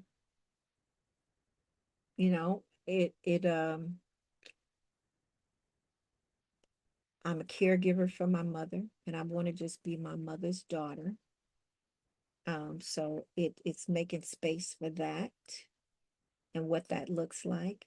And so what I do to balance that is everything that I do for her when she allows me, I make sure that I do something for myself because that's important. Because if I start over giving, then it's not going to feel harmony. I go for harmony. I go for harmony. I go for my heart to be light as a feather and my mind to be light so that I'm not carrying things. That's the real self-love care, right? And what self-love care equals mental wealth. And you get to define what that looks like for you. I'll break it down in another day and time. Actually, when you come to the sacred reset, August 18th is dropping. However, if you take early access and act on it now, you get a ton of one-on-one opportunities with me. One of them being the week before, we have a private session. Um, it's the full-blown power and presence deep dive. We talk about your power and getting present and what that looks like, and you get to go ham in there. So I'm on this call today. If you know that you're in and you want to do it, you register today. You get in that early access pass for that. Okay. And it's 90 minutes. So it's some good going on in there. And then when I lay down at night, when I go to my do my sacred rest, and sometimes it's morning because I've been on one like this yesterday. Part one had me in a high, like oof, I was activated, y'all, and I didn't go to bed till 5 a.m. I want to be waking up at 5 a.m. and I haven't been to sleep since I woke up at 8. 3 hours of sleep, y'all. And so if you're waiting on something from me, that's why. Today was a day filled with medical appointments and things that were already on the calendar that I couldn't move. But when we're done tonight, I'm going to bed, get a good rest, all of that, and go make it to the dentist on time. And but when I lay my head down at night, I give thanks for the day. I process the day so that I can release it. I have an evening prayer, and I'll share it with you. And I borrowed it from somebody, but it resonated. It was like this is for me to hold, and I for me to hold until it ain't no more. But I'm gonna share it so that if it will help you and set you free, by all means. I use the Echo app to hold my prayers. From apple.com. My prayers lets you store your own prayers and use them between iPad and Echo off. My the show Alexa, she's an Echo, so she heard me say Echo, so she activated. So my affirmations before bedtime. I release today and I call back my energy. I bless and release any pain, anything that does not serve me, my greatest good in my life. I welcome a restful sleep and easily receive messages from the divine in my dreams. I now welcome peace as I rest my body and I recharge my energy and soul. I am always safe and protected. Ashe. So that's what self-care love looks like for me. Like like letting this day be this day and not carrying it into the next day unless it's required. I get to decide if I want to take something into the next day so that I'm able to receive each day for what it is and not have any level of false expectations. Because stuff can be even if I put it on a calendar, doesn't mean it can't change. I've been, oh, So a good example of what self-love care looks like. I have bowel and bladder issues, and sometimes when it's time for me to get ready for an appointment and things like that, I can't get out of the house because I get stuck in this cycle of being in the bathroom. And I've had an accident or whatever, and then this angst starts to set in, and then I start running behind, and I'm going to be late for the appointment, even though I started out early and I put in my mind that I'm leaving at this time, but my body didn't say it otherwise, right? And what I would do is I would rush to still make that appointment. And now I don't do that. I just call, and I will either just reschedule or they will allow me to be late. And I get okay with that. That happened 3 days this past week. Just yesterday. No, was it today? Yesterday. Yesterday. That's why my dentist appointment is tomorrow. Because it was supposed to happen. Well, maybe it did happen today. Yeah, it was supposed to be today and yesterday. I had two that I moved. I moved one the next week. Um, I had two dentist appointments, both of them. Yep, that's what happened. And the one that was on there today, it was too close to something else. And I just called and said, am I going to be late or can we reschedule? And every time that I've done that, they've made room for me to reschedule, and it's not way far out. So I'm getting my needs met. I ask for what I need. I ask for help because I want to be supported. And that's determined in what that looks like for you. It's there for you. You just got to ask. And when I realize that, eh, more often than not, rarely do I hear no or no, because everything is a conversation. When I'm clear about what I want and what I desire, then somebody is clear to be able to give me an answer, make a decision, and I'm okay. I can accept no unless I decide not to. And if I'm deciding not to accept no, that means you're just not the person to give me what I need. I'm supposed to get it somewhere else. That's that's how I know God is real and be speaking. Because God be like, yep, nope, that wasn't it. Because you're supposed to be over here. Oh, okay. Yes, ma'am. Check. I got it. But your God might talk to you a whole different way, right? You got to know. You got to get in relationship with your God to see how your God and your guides show up. Like one of my guides I know is my husband. I thought he had abandoned me, and then I learned once all of that noise stopped and all of that crazy, he's been here the whole time. He's never left me in the flesh, but he's been in my heart every time. Every time I call upon him, he shows up. I love that for me. I love that for me, and I love that he loved me still from the grave, as some might say. His spirit still lives, and I know it did. When he died, and I'm gonna close a loop on that because I don't think I talked about that. When he died, that was one of the first things that I was able to accept because I was a mess. Like I cried for months. Me and my father-in-law couldn't even be in the same room. We would cry every time we would see each other because the pain was so great. And one day, Spirit told me his work here is done. And I said, okay. It made sense to me because he was such a great human. I liked him more than I loved him. I liked him as a person so much. Even when I was mad or feeling away, I still liked him. Even mad at him, I liked him. You know what I mean? It was just it was just something.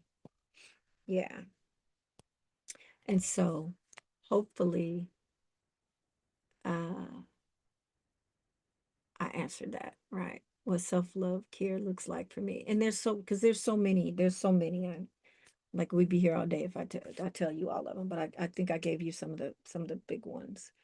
Um, what part of my story still brings tears to my eyes? Probably all of it. Ain't I been crying on here like crazy? What part of my story still brings tears to my eyes? Hey girl, what part of your story still brings tears to your eyes? Um,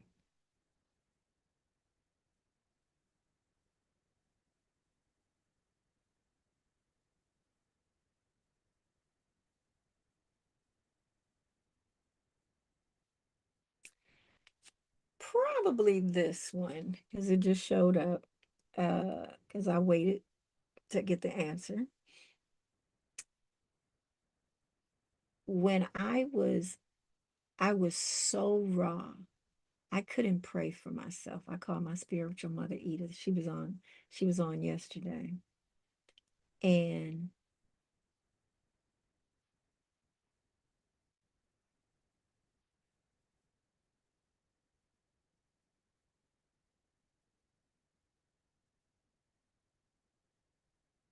I'm kind of shaking. So I think this is my speed of one. Spirit gave it to me, right? Um, I couldn't pray for myself. I had just gotten out of jail. I think I know I had been to jail and I don't know how much time was in between it, but I was so raw and numb. And I called her and she prayed for me because I didn't have no words, like none. And that that I had somebody that I could call and they would just pray for me. And when I tell you warring in the spirit, oh my God, because I couldn't, I was raw. It was like my skin had been peeled off because that was the reality that somebody that I was married to and that I loved did something that allowed me to go to jail. And I was there for like 24 hours or something. And so that, and then I've been in this Bible study group, I believe it's going on 17 years. And I think that's right, because we went to Cabo in 2023, I believe. And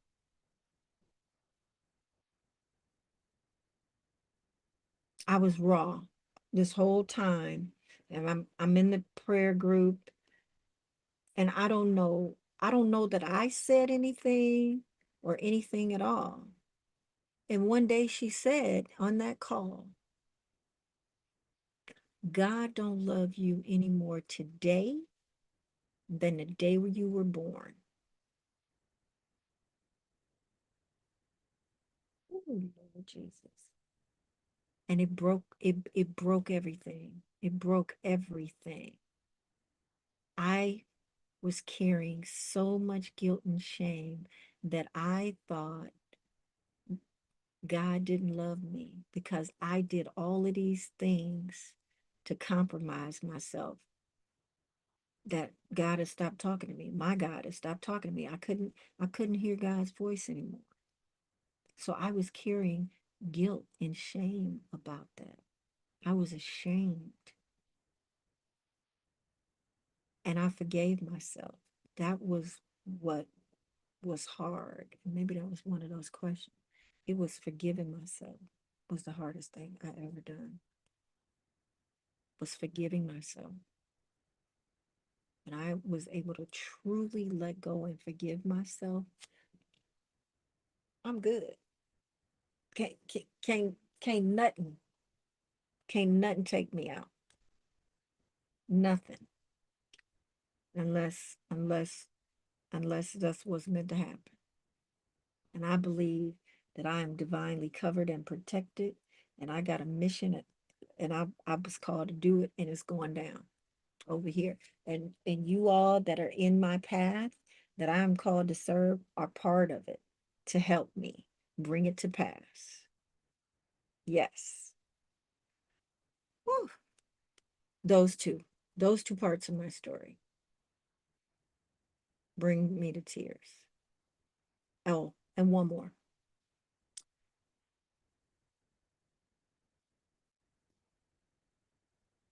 When I was in that jail, I didn't call anybody. I called a bailsman. I didn't call my family. I didn't tell nobody. He called them. He called my son. And of course, my son told the family. My son got on a plane to come get me. And I didn't know this. When I came out of that door, because I had already called and paid my bill and all of the things. I walked out of that door and my child was sitting there waiting on me. Oh my God.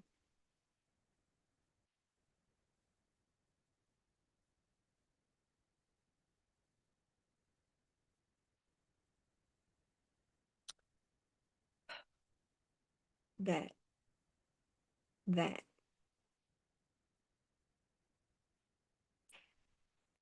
And I also learned my brother was calling the jail, giving them hell.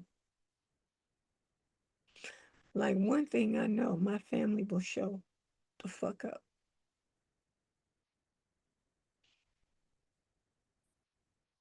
We fight with each other and everything, but they show up. And I show up. I don't know how not to show up. And my baby don't know how to not to show up. And I'm grateful for that. Oh Lord. All right, I'm gonna need a moment. I need a moment.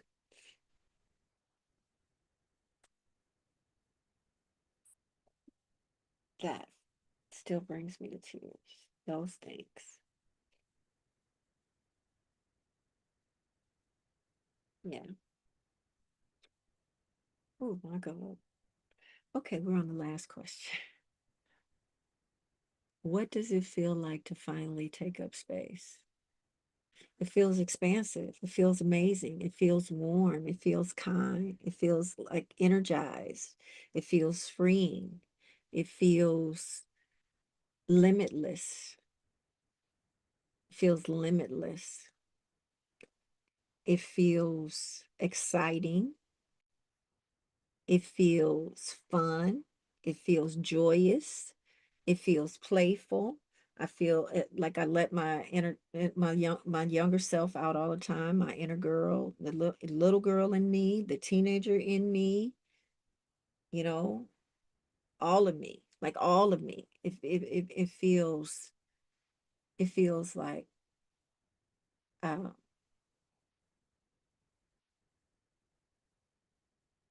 it feels like the world is mine, whatever I desire from it. Um, it doesn't feel scary. I tell you what, it doesn't feel like because um, I feel like Miss Denise needs to know that it might be an old habit that it's scary, that's making you feel like that. But the more that you do it and take up space, you will not release it because it is good, it's golden, it's all that over here. Like it's it's walking in a room and knowing that you are meant to be in that room. It's it's easy like Sunday morning. Yeah, it's all the things that make you feel good and warm inside and loved. It's love. It feels like love to me. What I feel like love would feel like. Um, yeah, taking up space is taking up space. like knowing that you're meant to be here, knowing what you need to do, doing what you want to do. It's so many things. It's not just one thing. It feels like like hanging out with your best friend, and that and like you're get like that person gets you, like it feels like your person. People be like that. I found my person, right? I got lots of persons. I have more than one person. I know that because different people in my life serve different purposes. I'm comfortable with that, and they're comfortable with that because it's a false belief that one person can be everything to a person. No, that's not how this works.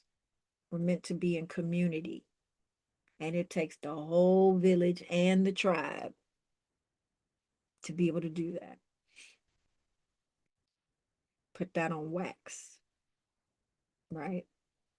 A lot of just releasing stuff that's not yours. Somebody said that, but that ain't true. It maybe it's true for you. Might be what's keeping you in bondage. Woo! All right. We got through it, y'all. I don't know how much time I've been taking up on here. Hopefully you you find value in that. If if this part of my story hits your spirit, it is not by accident. You were meant to hear it. Know that. All right? Because we've been unpacking, getting comfortable, and you stayed. You stayed to the end.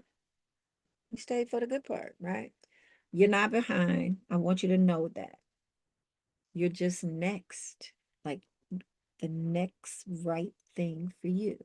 Step into your own power and presence because the door is fully open. I done cracked it wide open. I'm calling you in, right? Calling you in to schedule a call with me so that we can have a conversation and get you some clarity. It allows you to experience what it's like um, to be in a safe space with me and really be seen, be heard, be witnessed, and just get you a little step further. Just we take one step at a time. Okay.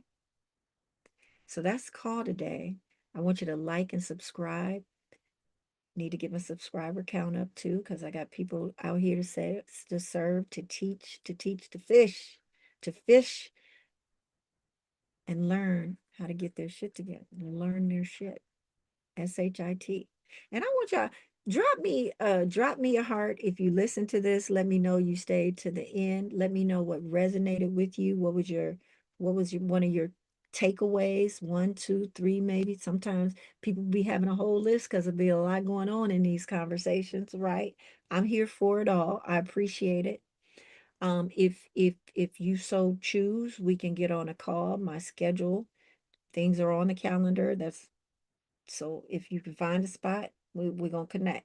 Okay. And it's free. It's free. I'm offering free 15-minute sessions. Okay. It's gonna say 30 minutes. The coaching or whatever the conversation is takes about 15 minutes. And then we walk through the follow-up. What happens next. Okay. And then yeah, let's do that. I look forward to it. I hope me sharing allows you to be able to do the same, to see yourself and to know that you don't have to walk this journey alone, to know that there's somebody out there to teach you that has lived it. I ain't get it out no book. I had some books that I read along the way that helped resonate to move me forward. I have one for you.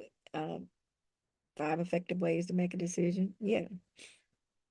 And I got to do my part in you knowing that and sharing that with you, or you wouldn't know, right? Let me check and see if anyone is here. I don't want to leave anyone out because I know you, girl. I know you up late. I know you listening. That's why I'm on YouTube. We get to go deep. Okay. All right. I guess 2 hours is my mark. All right. Well, until tomorrow for part 3. Let me give you a little sneak peek. Let me see what my question sheet says. Calling her in, the offer, and the woman it's for. All right. Part 3. Stay tuned. We're gonna go deep about Miss Denise. Miss, I got time for everything except myself. Oh yeah. Oh yeah. All right, y'all. Well, this has just been beautiful and yummy for me. I ain't even tired or sleepy. I'll get my water in. I got to finish drinking my water before I go to sleep. And I committed to drinking 3 of these today. So far, I only made 1.5. So this gotta have at least that to meet my goal. I fasted today because I had to do blood work and all of that. So yeah, but I'm not gonna hold you. I love you. I want you to take good care of you. I'll be on tomorrow. So more than likely in the evening. I didn't get that far to see what's on the calendar yet. I do that before I go to bed so I can, call it in what the Lord has there. All right. So thank you, and I'll see you tomorrow. Take good care of you and good night. Rest peacefully and rise gracefully.